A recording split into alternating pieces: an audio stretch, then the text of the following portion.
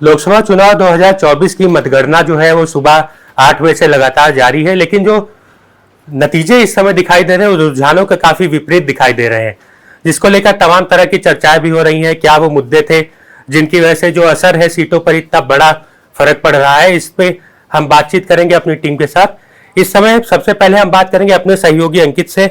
अंकित, जो नतीजे दिखाई दे रहे हैं खासकर उत्तर प्रदेश की बात करें तो यहाँ पर बीजेपी जो है वो सिर्फ 34 सीटों पर सिमटती हुई नजर आई, जबकि दावा 80 सीटों का किया जा रहा था बीजेपी की तरफ। क्या वो मुद्दे थे जिसकी वजह से ये प्रभाव पड़ रहा है? नहीं, सबसे पहले मुझे ये लगता है कि जो मोदी की गारंटी दी जा रही थी, जो जनता ने ली नहीं, अंडर करंट था। और अब इस बार इस वाले चुनाव में कैंडिडेट को देखा गया, ना कि सिर्फ एक मोदी चेहरे को देखा गया। जनता ने कैंडिडेट को देखा, चुना, समझा, जाना, परखा, उसके बाद अपना वोट दिया। तो मुझे ये लगता है कि ये बाकी और तमाम मुद्दे रहे और उसको विपक्ष ने अच्छी तरीके से पूरे सुनियोजित तरीके से मुद्दों को उठाया और जनता के बीच में अपनी जगह बनाई, इसलिए ये नतीजे आपको दिख रहे हैं। स्थानीय मुद्दों की बात करें तो कई सारी सीट थी, जैसे बाराबंकी की बात करें तो वहां पर बीजेपी का वर्चस्व काफी ज्यादा माना जा रहा था, तो क्या वजह रही वहां पर? वो मैंने बताया कि मोदी की गारंटी ली नहीं लोगों ने और कैंडिडेट को देखा। पिछले चुनाव में 2019 के चुनाव में जनता ने कैंडिडेट को नहीं देखा, जनता ने मोदी को देखा। इस बार जनता ने कैंडिडेट को देखा, कैंडिडेट के रिपोर्ट कार्ड को एनालाइज किया, उसके बाद वोट किया। यही कारण है कि ये नतीजे आए हैं, ये शॉकिंग रिजल्ट्स हैं। अंकुर, जो आप अभी भी काफी युवा हैं, जॉब भी कर रहे हैं, तो एक युवाओं की तरफ से देखा जाए तो क्या मुद्दे रहे थे जिसकी वजह से जो असर है वो यूपी में खासकर देखने को मिल रहा है? सर, पहले तो मोदी जी ने पिछले चुनाव में कहा था युवा शक्ति भारत की तरक्की विकास होगा। सर देखिए, युवा शक्ति तो बहुत ज़रूरी है, लेकिन अगर उसके आगे बेरोजगार युवा लग जाए तो वो अपने आप में ही बहुत शर्मिंदगी की बात है। और अगर मैं अपनी व्यक्तिगत राय दूं तो इस उम्र में भी अगर मुझे रोजगार नहीं मिल रहा है तो मेरे लिए ऐसी कोई भी सरकार जायज़ नहीं है जो ये ना मुझे सुविधा प्रोवाइड कर पाए।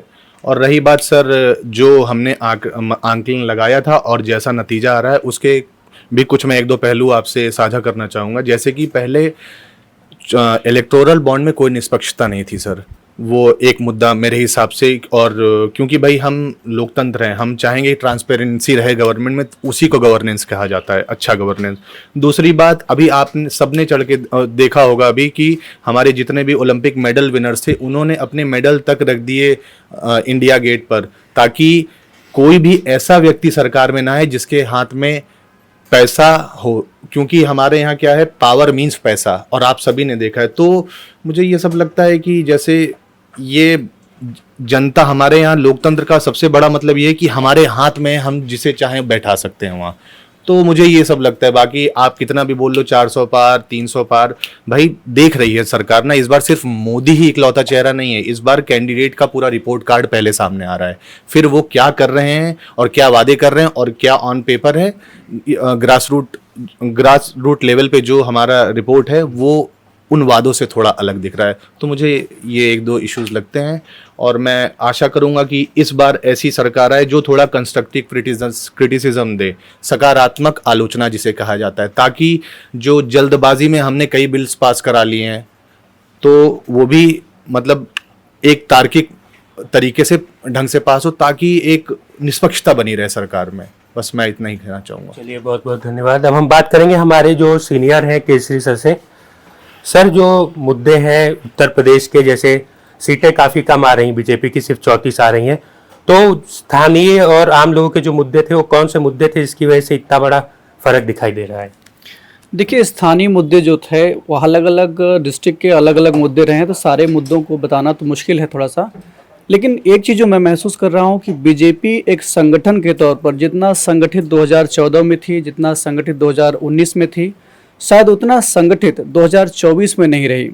लोग अकेले मोदी मोदी मोदी, मतलब मुद्दा के बजाय मोदी बेचा जाने लगा पब्लिक को। मेरे हिसाब से ये पब्लिक ने उतना ज़्यादा एक्सेप्ट नहीं किया। और ये सच बात है कि एग्जिट पोल से बिल्कुल अलग रिजल्ट आ रहा है। और इन सब के बावजूद मैं एक महत्वपूर्ण बात ये बताना चाहूँगा कि लोकतंत्र के लिए ये एक अच्छी बात है कि विपक्ष थोड़ा उभर कर आ रहा है। विपक्ष का होना बहुत ज़रूरी होता है किसी भी सरकार के लिए, अन्यथा निरंकुशता का आना स्वाभाविक हो जाता है। फिर मेरा ऐसा मानना है। एक नारा बीजेपी की तरफ से दिया गया था कि जो राम को लाए हैं हम उनको लाएंगे। उसके बावजूद भी अगर अयोध्या यानी कि फैजाबाद की लोकसभा सीट देखी जाए तो वहाँ बीजेपी हारती हुई नजर आ रही है। जो सपा का कैंडिडेट है वो लीड कर रहा है। नहीं, राम का जुड़ाव अयोध्या से अच्छी बात है, इन्होंने राम को बेचा भी, ये भी अच्छी बात है, इन्होंने अपने चुनाव का मुद्दा बनाया। लेकिन अयोध्या में ग्राउंड लेवल पर क्या मुद्दा था इसका तो कोई चर्चा ही नहीं हुआ। तो जाहिर सी बात है परिणाम इससे अलग आ सकते थे। अयोध्या का जो ग्राउंड लेवल का मुद्दा था, हो सकता है बेरोजगारी रही हो सकता है कोई और विकास का मुद्दा रहा, हो सकता है अस्पताल का मुद्दा रहा हो, उन सब कुछ बात ही नहीं की गई। राम को एज अ होलिस्टिक पूरा एकदम नेशन के तौर पर पूरा ब्रॉड लेवल पे, मैक्रो लेवल पे बेचा जाने लगा। तो हो सकता है अयोध्या के जो लोकल मुद्दे वो पीछे छूट गए। क्या जो नेशनल मुद्दे थे उसका असर यूपी के युवाओं पर कम पड़ा है, ऐसा कुछ कह सकते हैं? नहीं, कम तो नहीं पड़ा है लेकिन अधिक भी नहीं पड़ा है। नेशनल मुद्दे कुछ कांग्रेस के या अदर इंडिया गठबंधन के फेवर में थे, कुछ बीजेपी के फेवर में थे। तो किसी एक मुद्दे को लेकर कहना थोड़ा सा मुश्किल है कि इसी मुद्दे का ज़्यादा असर रहा। चलिए, बहुत बहुत धन्यवाद सर आपका। अब हम बात करेंगे हमारे निर्मल सर से। सर, कौन सी लोकसभा सीट से बिलोंग करते हैं आप? हम लखीमपुर खीरी। तो लखीमपुर खीरी की बात करें तो वहाँ पे स्थानीय मुद्दे क्या रहे हैं, और उसके बाद थोड़ा पूरे यूपी पर थोड़ा बताइए। हर जगह का मुद्दा एक बेरोजगारी और व्यापार व्यवसाय जो भी रहा हो। जो पेपर लीक था उससे कितना फर्क पड़ा है, क्योंकि काफी संख्या में धरना प्रदर्शन और बाकी चीजें भी की गई? पेपर लीक से बहुत बड़ा सरकार के ऊपर असर पड़ा है। जितने भी मुझे लगता है यूपी में सबसे ज़्यादा युवा बेरोजगार हैं और यहाँ पे सरकारी भर्ती लगभग ठप हो गई है जब से मतलब बीजेपी की सरकार आई है। इधर तो 2-3 सालों से मुझे लगता नहीं हुआ। जैसे कि यूपी पुलिस भर्ती आई तो उसमें पेपर लीक, यहाँ तक कि लोक सेवा आयोग के पेपर जो हो रहे हैं पीसीएस का, आरओ का, ये सारे पेपर लीक का मामला इसका बहुत बड़ा कारण रहा कि मतलब यूपी में तो क्या आपको लगता है विधानसभा चुनाव में भी इसका फर्क पड़ेगा? अगर सरकार अभी नहीं समझी तो 2 साल बाद इसका परिणाम जरूर भुगतना पड़ेगा। अब इसके बाद हम आशुतोष सर से अपनी बात करने की कोशिश करेंगे। सर, क्या मुद्दे थे? जैसे युवाओं की बात हुई कि पेपर लीक हुआ, इस तरह तमाम सारी चीज़ें थी, लेकिन इसके बावजूद बीजेपी लगातार अपना दावा करती चली आई थी कि 80 सीटें आएंगी, 80 सीटें आएंगी। देखिए उन्होंने क्या किया, उन्होंने युवाओं को जो है बिल्कुल भी मतलब अपने फोकस में नहीं रखा। बेरोजगारी का मुद्दा बहुत बड़ा मुद्दा है।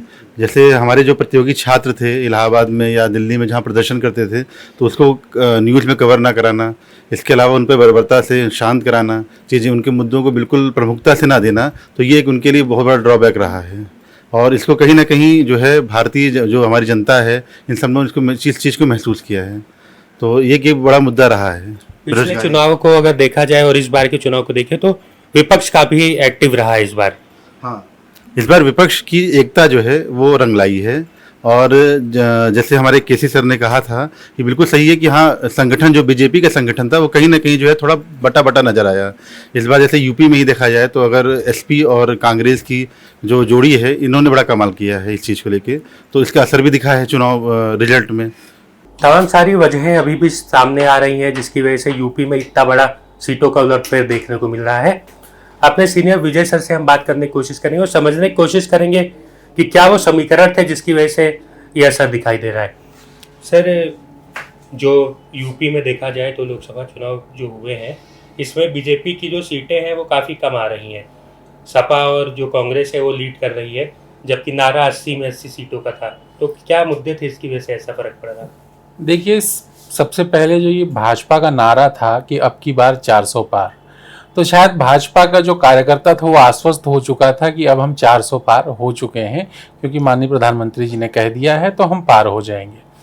तो इस वजह से कुछ बीजेपी के कार्यकर्ता आश्वस्त हो गए थे और लगभग वो निष्क्रिय हो चुके थे।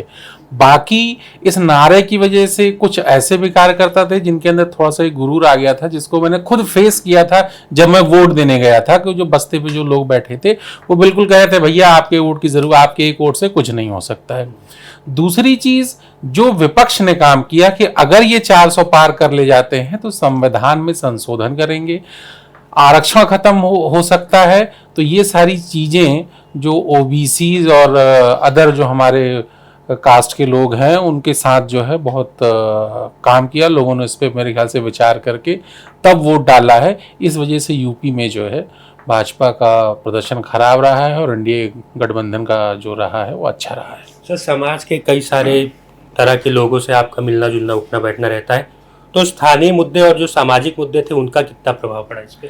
देखिए, चूंकि ये सेंट्रल गवर्नमेंट का चुनाव इस चुनाव के द्वारा होता है तो इसमें स्थानीय मुद्दे तो नहीं, पर हम ये कह सकते हैं कि भाई बीजेपी हमेशा राम मुद्दे को भुनाती रही है। अब राम मंदिर बन चुका है तो राम का मुद्दा खत्म हो चुका है। तो यही कहूँगा कि कुछ गर्मी का भी प्रकोप रहा है। कहते हैं कि जब पोलिंग ज़्यादा होती है शायद बीजेपी के लोग जो होते हैं वोटर्स, जो कोर वोटर होते हैं, वो एलीट क्लास के लोग होते हैं, तो इस गर्मी की वजह से भी वो घरों से बाहर नहीं निकले और उनका वोट टर्न अप नहीं हुआ। तो बहुत सारे ऐसे छोटे छोटे मुद्दे हैं। हमारे जो सीनियर हैं गौरव सर, उनसे अब हम बात करेंगे कि जो यूपी में चुनाव में जो फेरबदल बड़ा देखा जा रहा है, क्या उनकी वजह थी? सर, जो बीजेपी है वो का बहुत ही कम सीटों पर सिमटती नजर आ रही है। 80 पार, हाँ, 80 का नारा था बीजेपी का। बीजेपी का नारा तो 80 का था, लेकिन बीजेपी कहीं ना कहीं टिकट वितरण जो उत्तर प्रदेश में हुआ है वो कहीं ना कहीं जनता के थोड़ा सा मतों को ध्यान नहीं रखा गया। जनता का विरोध था, तो जिससे कई सीटें बीजेपी हारी भी है। लेकिन वोट परसेंटेज की बात करें तो मामूली अंतर आया है, और उसका सबसे बड़ा रीज़न है कि जो वोट परसेंटेज 2019 के सापेक्ष 2024 में कम भी हुआ है। एक जो नारा दिया गया था, हमें लग रहा है कि ये निगेटिव थोड़ा सा लोगों के अंदर गया कि 400 पार, तो बीजेपी के बहुत समर्थक ये समझ रहे थे कि हम तो जीत ही जाएंगे, तो वो वोट देने निकले भी नहीं। तो ये सारी रीजन रही। और कहीं ना कहीं जो प्रदेश में बड़े नेता हैं, अभी यूपी में उपचुनाव भी हुआ था विधानसभा का, जिसमें 4 सीटों पे विधानसभा में उपचुनाव हुआ है, जिसमें बीजेपी 3 सीट पे आगे चल रही है अभी फिलहाल, और 1 सीट पे समाजवादी पार्टी। तो कहीं ना कहीं क्षेत्रीय जो नेतृत्व है उसके तरफ आक्रोश नहीं था।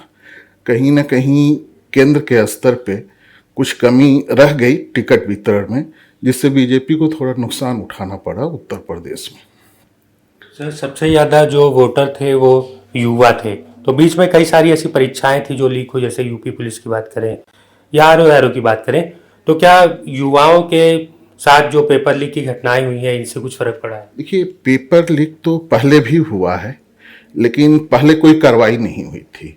और इस समय जो पेपर लीक हुआ तो कहीं ना कहीं उत्तर प्रदेश सरकार ने इसके लिए बहुत कड़ा एक्शन लिया है। और पेपर जो लीक हुए थे तो जो एग्ज़ाम हुए उसको उन्होंने कैंसिल भी किया, और अभी वो फिर दोबारा करा भी रहे हैं।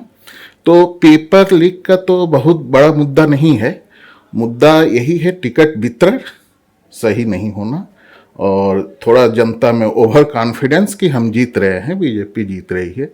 ये 2-3 रीजन ऐसे रहे हैं। वोट परसेंटेज इससे कम हो गया। आस्था मैम है, हम उनसे बात करने की कोशिश करेंगे। मैम, आपके अनुसार जो अभी परिणाम आ रहे हैं इस पे आप क्या सोचती हैं, क्या कुछ है जो ज़्यादा फर्क डाला है इस पे? देखिए, भारतीय जनता पार्टी के लिए यूपी में सीट्स लूज़ करना सबसे बड़ी क्षति मानी जा रही है। ठीक है, इसके पीछे मुद्दे कई सारे हो सकते हैं, चाहे आप मुद्दा बेरोजगारी का ले लीजिए, अग्निवीर योजना इसको ले लीजिए। इसके अलावा यूपी में इलेक्शन में हर बार क्या होता है, जातीय समीकरण हमेशा मुद्दा बन के सामने आता है। अब यहाँ पे क्या है कि सपा आगे चल रही है, तो ये भी हो सकता है कि समाजवादी पार्टी को सबसे ज़्यादा मुस्लिम वोटर्स और यादव वोटर्स ने वोट दिया है। इसके अलावा जो ब्राह्मण हैं वो भी बढ़ गए इस बार, और कुछ पिछड़ी जातियां हैं उन्होंने भी इस बार समाजवादी पार्टी का हाथ थाम लिया है। तो जातीय समीकरण हर बार इलेक्शन में अपना रूप दिखाता है, तो ये भी एक बड़ा मुद्दा हो सकता है। इसके अलावा कई सारी योजनाएं भी हैं। मंदिर मस्जिद था लेकिन वो इतना काम नहीं आया, पर यह है कि जनता ने जिस कैंडिडेट को चुना है ज़रूर उनसे कुछ ना कुछ उम्मीदें होंगी। तो बस यही उम्मीद है कि आगे जनता की उम्मीदों को पूरा किया जा सकेगा। आकाश, मैं आपके तरफ से एक सवाल पूछूंगा, चूँकि आप महिला हैं, महिलाओं का मुद्दा आपके लिए क्या लगता है, कितना बीजेपी उठाने में सफल रही और कितना उसको भुनाने में सफल रही? सर मुद्दे उठाने की अगर बात करी जाए तो सर मुझे लगता है सुरक्षा सबसे बड़ा मुद्दा था। सीएम ने हमारे जो सीएम हैं यूपी के, उन्होंने कोशिश करी कि महिलाओं को सेफ्टी प्रोवाइड की जाए, उन्हें हर सड़कों पर जब वो निकले तो उन्हें सेफ महसूस हो।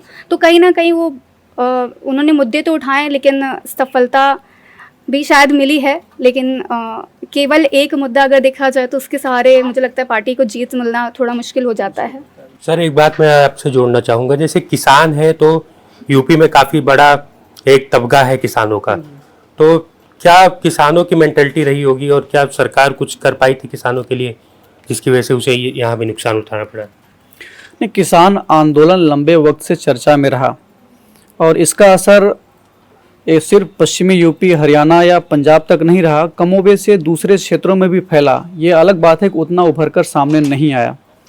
हाँ, अनाज का दिया जाना बाकी लोगों के लिए ये ऐसा लगा कि चलो ठीक है, अनाज मिल रहा है तो चलो ज़िंदगी बढ़िया से कट रही है, लेकिन किसानों के फसलों का उतना अच्छा मूल्य मिलना और उनका प्रोडक्शन बेहतर न होना, वो उनके लिए एक बड़ा कारण रहा कि उनका बीजेपी से वो विमुख हुए कुछ न कुछ हद तक। मेरे हिसाब से कई सारे मुद्दे थे जिनकी वजह से जो फर्क है वो लगातार दिखाई दे रहा है सीटों की जीत और हार के बीच में।